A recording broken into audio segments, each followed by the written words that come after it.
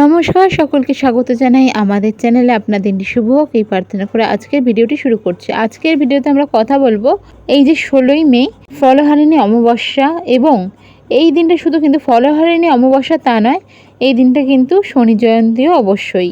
তো যারা অমাবস্যা পালন করছো, ফলহারিণী অমাবস্যা করে থাকো, বা যাদের বাড়িতে কালী পুজো হয় তাদের জন্য তো অবশ্যই সেই দিনটা খুবই ভালো। তবে যাদের জন্মছকে শনির পজিশন নিচস্থ রয়েছে, খারাপ রয়েছে, শনির ওপর কোনো দৃষ্টি রয়েছে যা আপনাদের জন্য ভালো নয়, শনি মারক ঘরে রয়েছে, শনির মহাদশা চলছে, শনির অন্তর্দশা চলছে, বা শনি 7.5 চলছে, ঢাইয়া চলছে, শনি রিলেটেড যে কোনো প্রবলেম যাদের চলছে তাদের জন্য কিন্তু এই দিনটা খুব একটা ভালো দিন। এই দিন কিন্তু আপনারা আপনাদের যে সমস্যাগুলো চলছে তার থেকে বেরিয়ে আসার জন্য অনেক কিছুই করতে পারেন।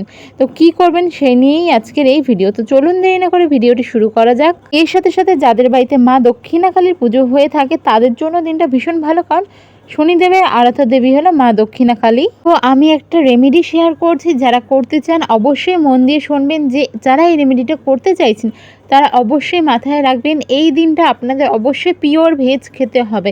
আমি কোনো সময় কোনো রেমেডিতে বলি না, তবে এক্ষেত্রে বলে দিচ্ছি পিওর ভেজ মানে পিওর ভেজ। আপনারা কোনো রকম প্যাকেজ ফুড বাইরের খাবেন না, কোনো রকম বাইরের মশলায় তৈরি রান্না খাবেন না, বাড়িতে খান। পেঁয়াজ, রসুন, ডিম, মাছ, মাংস এইসব জিনিস খাবেন না, মুসুরির ডাল খাবেন না। যেসব জিনিস পুজোতে ইউজ হয় না ওসব জিনিস আপনারা খাবেন না। এবার তোমাদের কি করতে হবে, এই ক্ষেত্রে তোমাদের লাগবে একটা 1 টাকার কয়েন। মাথায় রাখবে আমি বলছি 1 টাকার কয়েন, 2 টাকা 5 টাকা নয়, 1 টাকার কয়েন ইউজ করো, বেটার রেজাল্ট পাবে।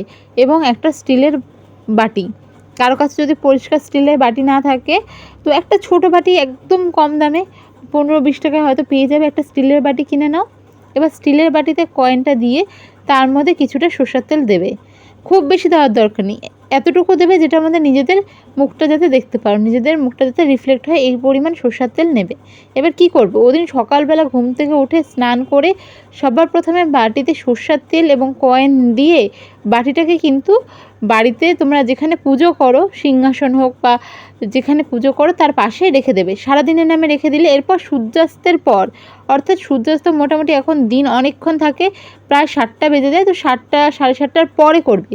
এটা কিন্তু আগে করবে না, 7টা 7:30টার পরের থেকে সেই দিনটা পুরোপুরি যতক্ষণ থাকছে রাত্রি, অর্থাৎ রাত্রি 12টা অবধি। তাহলে কি করছে, সকালবেলা তোমরা ওই কয়েনটার মধ্যে, বাটিটার মধ্যে কয়েনটা নিয়ে তেল নিয়ে নিচ্ছ, ঠাকুরের আসনে রেখে দিচ্ছ, এবং সন্ধ্যা 7টা 7:30টার পরে সেটা ইউজ করছো।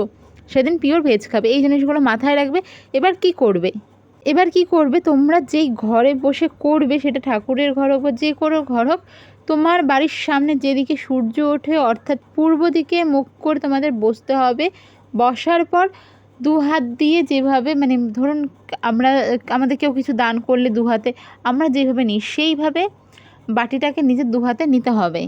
এবং তারপর বাটিটা যখন নিয়ে নিচ্ছ হাতে, এরপর তোমাদের একটি মন্ত্র জপ করতে হবে। মন্ত্রটা খুব সোজা, কী মন্ত্র, ওম শাং শনিশ্চরায় নমঃ।